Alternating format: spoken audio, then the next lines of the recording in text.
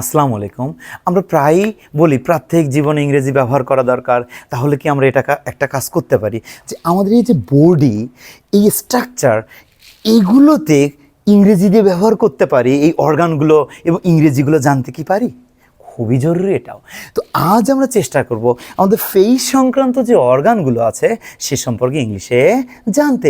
তো আমরা কি সবাই জানি হিয়ার, চুল, এটা আমরা কে না জানি। So this is called whole, সম্পূর্ণ মিলে কি বলা হচ্ছে? ফেস। নেক্সট, এটা আমরা জানি নোজ, নাক। নেক্সট আইস, চোখ আমরা জানি। ইয়ার, আমরা এটা জানি। কিন্তু আমরা কি জানি what is the English of দাড়ি? That is beard. What is the English of দাড়ি? That is beard. Next, if we think about gov, আমরা অনেকেই বলি মোচ। What is the English? Mustache. What is the English of gov? Mustache. এখন যদি আমরা বলি যে এই যে আমার থুতনি, এই থুতনির ইংলিশ কি? That is what? It is also necessary for us to know. That is chin.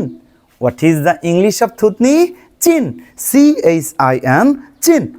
এখন যদি আমরা বলি এই গাল, গালের ইংলিশটা কি?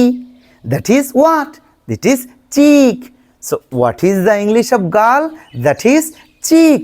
এখন যদি আমরা বলি যে এই যে নাক, নাকের ভিতরে যে আমাদের এই যে গহ্বর আছে বা যেটাকে আমরা বলি নসরন্ধ, what is the English of this নসরন্ধ কি?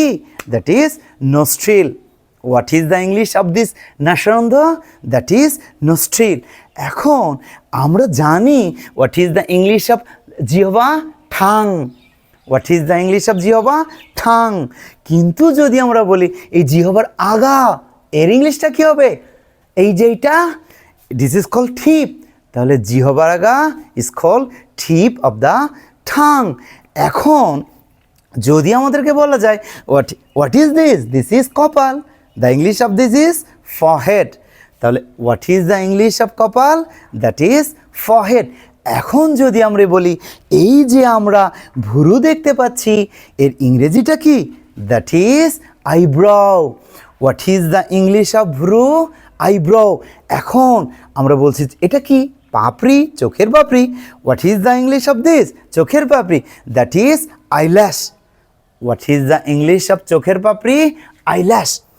এখন যদি আমরা বলি এই যে চোয়াল, what is the English of চোয়াল? Jaw. What is the English of চোয়াল?